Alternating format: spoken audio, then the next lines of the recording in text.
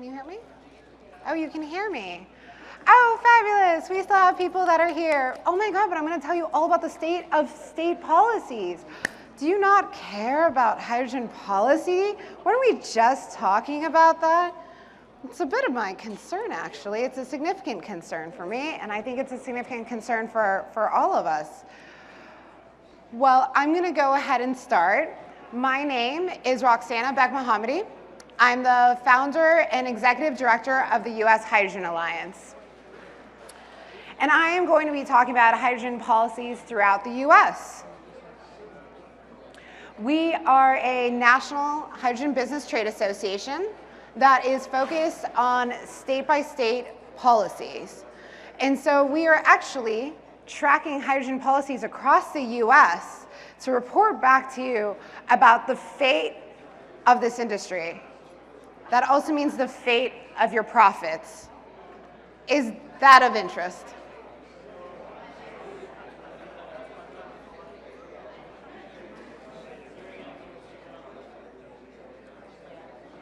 So if some of us may remember last year, I came with a little bit of a war cry, hoping that we could get more engaged. And I think that the state that we're in today is actually reflective of the fact that we haven't really addressed some of the issues that are facing us as an industry.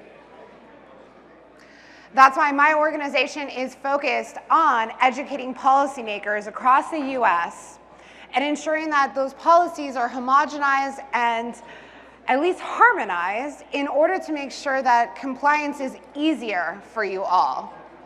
Because again, that affects your bottom line. These are our members, which are proudly blazing the path for the US hydrogen economy in the US, in places that many of us are not even in yet. We're all familiar with this, the DOE H2 at Scale initiative. Wow, a very significant initiative by the federal government. One that should be carrying forth in the rest of the nation. One that even the federal government should continue supporting.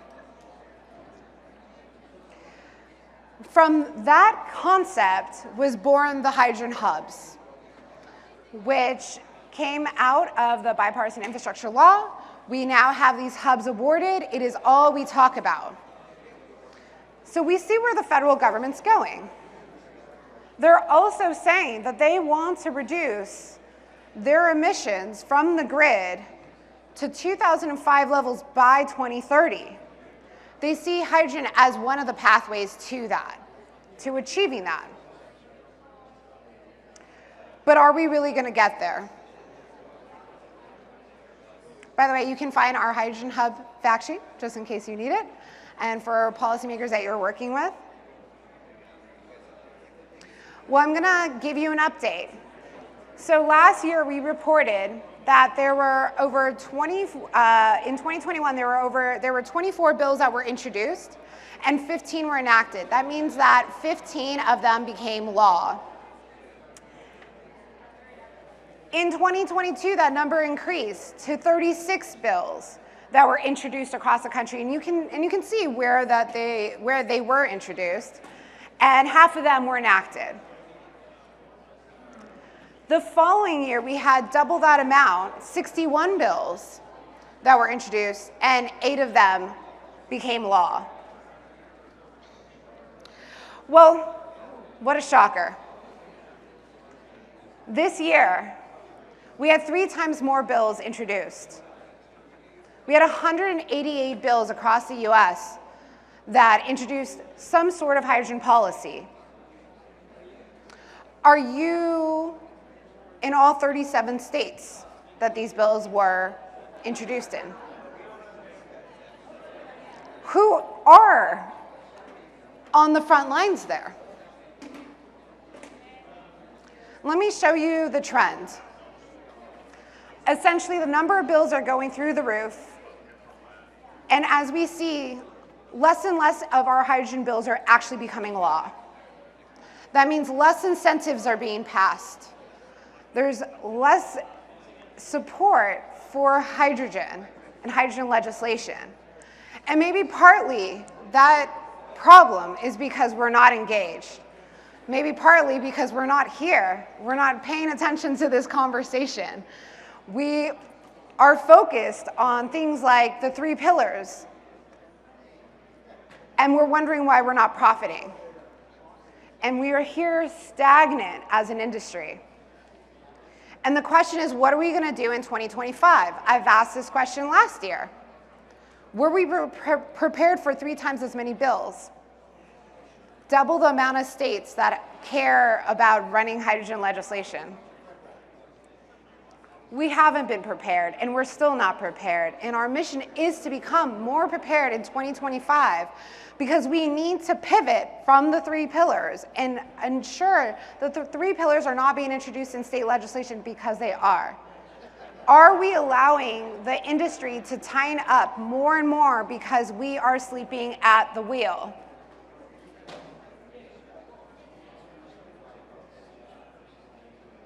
I think we're sleeping at the wheel. It's very apparent we are sleeping at the wheel. I can tell you right here, this is reflective of it. Now the question is, am I going to come back to you? Let me tell you, my passage rate when I do run bills is in the 70% range. So from going to 63% down to 7% single digits, my question is, are we even going to have a 1% passage rate next year? Our fate is in our hands today, right now. If we don't start getting engaged, then other people are going to make decisions for your business. Do you think that's truly going to be in your interest? It hasn't been so far. It hasn't been so far. So, we would love to have conversations with you, member or not. Hydrogen is our family. When we make decisions at the U.S. Hydrogen Alliance, we first talk about how it helps us operationally, how it helps our members, and how it helps the industry. Those 3 are always interlaced. That is always critical to us. And so come to us and have conversations. Bring bill ideas. I've had plenty of people come to me with fantastic concepts that we can run legislatively. We are providing model legislation to policymakers. Tell us what it's going to take to help make your business more profitable. Because when you are profitable, you help the supply chain. Here are some of the common policy themes that we saw this year. The low carbon fuel standard was passed in the state of New Mexico. This is a great program. It is, let me give you a very realistic take on it. It actually can take a couple years to get through legislatively and then a couple more years to get through on a regulatory basis. So really we're going to see these programs really kicking off about 8 years after its initial inception point in a legislature, or about 4 years or so after it gets signed into law. And so the question is, will we all be here by then? And some of us will be here, and that's great, and these programs will exist. And they piggyback off of California's program, which California's program, if you haven't seen the draft rulemaking, included additionality. Something to note, something to care about, something to be potentially worried about, something to certainly influence. We also see an uptick of hydrogen task force. So the states are figuring out, they're putting together groups that can indicate what the state needs, a state hydrogen plan. We also see fuel cell electric buses being supported, as well as even light duty vehicles.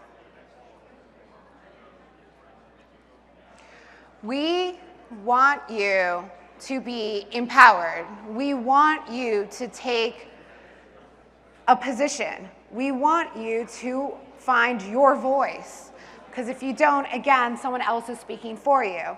We're here, we're operating in all 50 states, but we certainly need an entire coalition of industry.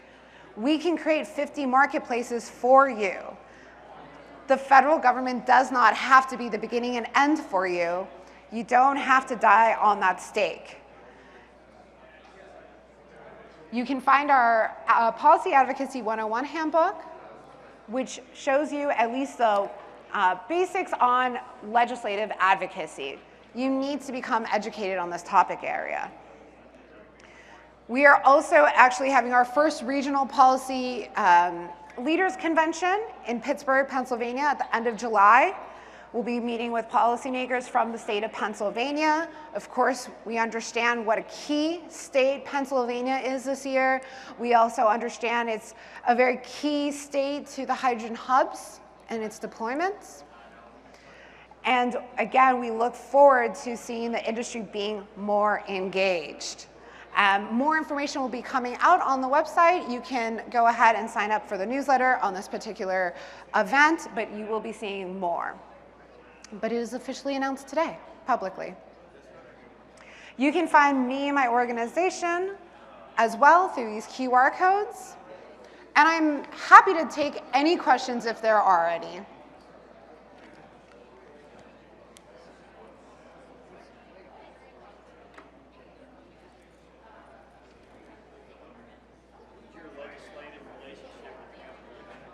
With who? What is your legislative relationship with the chemical industry? With the chemical industry? I mean, well, I'm a chemical engineer. I mean, a lot of our processes are chemical and industrial. We are absolutely supportive of any chemical and industrial industries. We see them as, I mean, hydrogen is... Do you have any coalition relationships with the American Chemistry Council or any of the state chemical industry councils? We don't, but I would love to foster that. We certainly... Absolutely, and that's one thing that's really important in this industry is that there's been so much infighting. And it's unfortunate because it hasn't allowed us to really build the coalitions beyond our industry. We've been still working on getting our coalition as an industry together, but we certainly need to get organized and much more aware and then well coordinated with our friends because we intersect in so many sectors like that H2 at scale schematic shows us that really we have a lot of friends probably with more power than us that we need to align with. So thank you for that.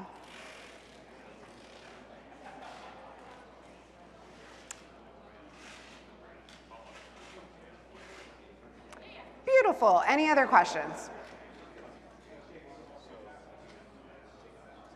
Fabulous. Thank you. Well, I hope next year I don't come back and say, my God, why did we only get a 1% passage rate? But I will be coming to you every single year, telling you the news, and hopefully we will be bright and perky and quite proactive in shaping our future. Thank you so much.